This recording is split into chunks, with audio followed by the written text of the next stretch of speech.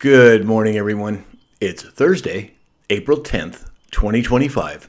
My name is Sam Shalhoub, and it's time for your Daily Dispatch.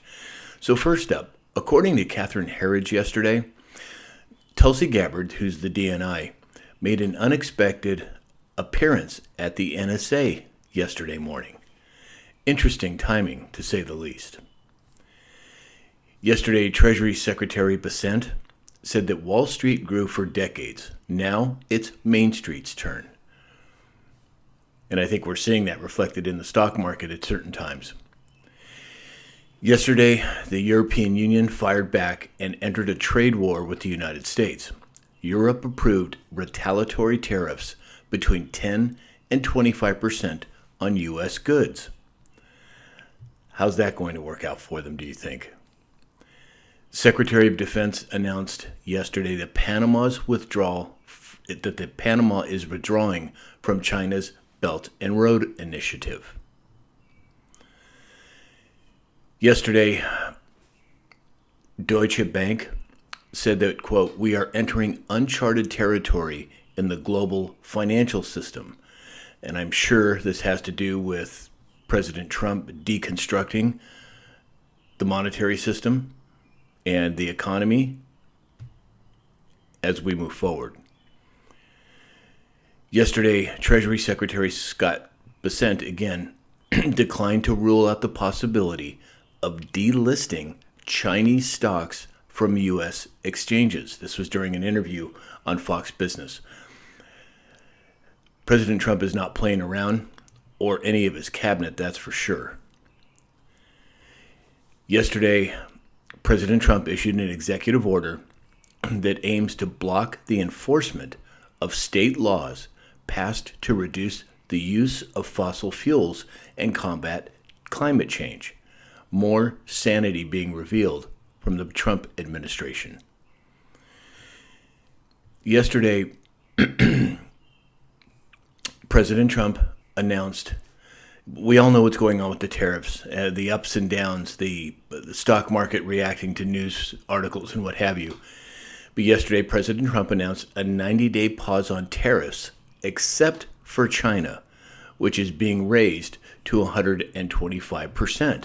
Now, are we going to see retaliatory tariffs from other people as well, or other countries, I should say? Well, I suppose time will tell.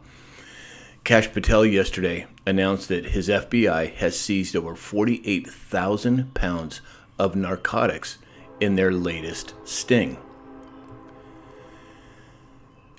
Here's an interesting, we talk about the markets being manipulated, which in my opinion they are fully manipulated. Yesterday, according to Zero Hedge, Goldman Sachs called a U.S. recession at 12:57 p.m. 73 minutes later, they rescinded the recession call. Wonder if that had anything to do with the markets and what they did yesterday. Yesterday, President Trump created a new executive order. And what was that executive order for? High-flow shower heads.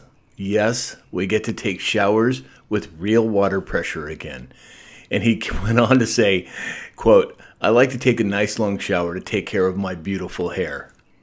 You know, he is just master troller, isn't he? And then also yesterday, President Trump ordered Elon Musk's Department of Government Efficiency to investigate Navy and Coast Guard shipbuilding, giving the group wide leverage to tackle some of the military's most expensive and troubled projects.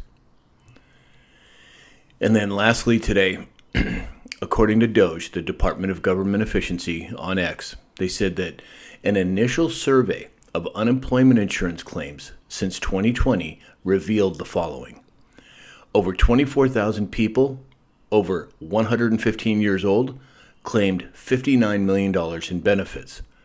28,000 people between 1 and 5 years old claimed $254 million in benefits. Over 9,000 people with birth dates over 15 years in the future claimed $69 million in benefits. And in one case, someone with a birthday in 2154 claimed $41,000 in benefits.